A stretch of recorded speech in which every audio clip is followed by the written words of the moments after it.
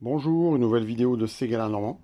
Donc aujourd'hui, je vous fais un retour d'expérience sur la perche élagueuse Parkside que j'ai acheté en magasin il y a une quinzaine de jours. Donc le modèle, c'est en 2023. Donc c'est une élagueuse sur perche sans fil 20 volts PAHE 20 LIC3. Elle est vendue seule, sans chargeur ni batterie. Donc ça, c'est des choses qu'il faut acheter à côté ou avoir déjà,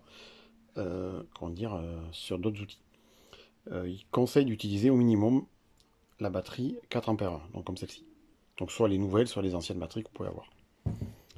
Elle est équipée d'un guide de coupe de 20 cm, voilà, qui est livré démonté, qui peut être monté sans outil avec ce système-là. Donc un système de serrage-desserrage et un système de tension de la chaîne ici. Alors j'ai repéré deux défauts. Le premier défaut, c'est que ça a tendance un petit peu à se desserrer. Alors c'est vraiment léger, il faut le vérifier tous les quarts d'heure, on va dire, si vous en servez un petit peu. Et puis le deuxième défaut, c'est que quand on veut tendre la chaîne, parfois on est entre deux crans de la partie rouge ici. Sur la partie rouge, vous avez des crans, et parfois vous tombez entre les deux et on a du mal à avoir une tension en fait que l'on souhaiterait avoir. Donc c'est vraiment un détail, mais il faut quand même savoir qu'il y a ce souci-là. Quelque chose qui est pratique qu'on trouve maintenant sur pas mal de tronçonneuses, c'est ce petit symbole-là qui représente un maillon qui permet de monter la chaîne dans le bon sens. Comme ça, on n'a pas à se poser de questions quand on met la chaîne. Voilà. Donc sur cette machine-là, on a aussi un réglage, le réglage de la tête qui se fait ici, donc sur trois positions. Donc 0, comme elle est là, 30 degrés ou 60 degrés. Elle est télescopique, donc avec une poignée ici, qu'il faut serrer au départ, qui permet d'allonger et ou raccourcir la perche. Donc ça c'est plutôt pratique, notamment pour la mettre dans la voiture.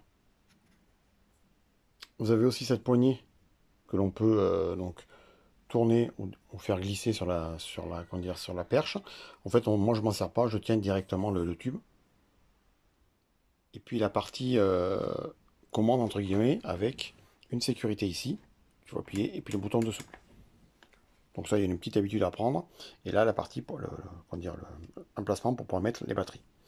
Vous avez un outil ici qui permet notamment de régler la poignée.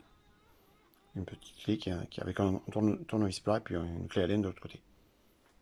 Et un harnais qui permet de la soutenir si vous trouvez qu'elle est trop lourde. Ça, c'est des choses aussi que je ne me suis pas servi. Alors c'est une machine que j'ai achetée pour pouvoir tailler, enfin couper le dessus d'une haie de cyprès que j'ai pas coupé depuis le Covid, en fait, depuis 2019. Donc il y a des cyprès qui sont devenus assez gros, ils ont certains cette taille-là, quoi. Alors juste le dessus. Alors j'ai du matériel style avec des batteries AK. Donc j'ai regardé le prix de l'équivalent de cette machine-là. Et on a une machine sans batterie qui est à 300 euros. 299 ou 289, je sais plus. Donc ça fait quand même une certaine somme. Et celle-ci, donc sans batterie toujours, on est sur du 54,90 €. Donc une grosse différence de prix, sachant que je ne vais pas m'en servir, c'est pas des machines qu'on utilise régulièrement. Voilà, donc j'ai tenté le coup et j'en suis plutôt satisfait. Donc je vais vous dire un petit peu les points positifs, les points négatifs.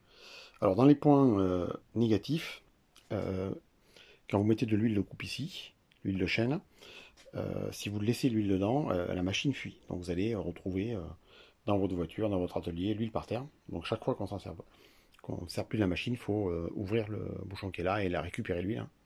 Donc elle est vendue avec un petit bidon, vous pouvez faire une fois. Et après, là j'ai remis de l'huile de tronçonneuse classique, hein, l'huile de chêne tronçonneuse. Voilà. Donc ça, faut vérifier. Alors je sais pas si c'est mon modèle qui a un défaut ou si elles sont toutes comme ça. En tout cas, il faut récupérer l'huile. Le défaut, j'en ai parlé tout à l'heure, bon, ça a tendance un petit peu à se desserrer, mais c'est rien du tout. Surtout tronçonneuse, il faut quand même vérifier la tension de chaîne. Et puis, moi j'ai coupé des cyprès, donc avec des petites branches, et donc les branches ont tendance à rentrer par ici et venir se coincer dedans. Alors comme c'est des machines qui font qu'une vingtaine de volts, il faut les enlever régulièrement. Alors l'avantage c'est que on n'a pas besoin de l'ouvrir, on arrive à les dégager de ce côté ou de ce côté facilement. Donc ça c'est plutôt bien fichu. L'autre point où il faut faire attention, moi j'ai coupé des cyprès, donc la haie fait une trentaine de mètres, elle va faire un beau mètre 50 de large, donc avec des tiges comme ça assez régulières, et j'ai mis 1 heure à toutes les couper. Donc c'est quand même hyper rapide.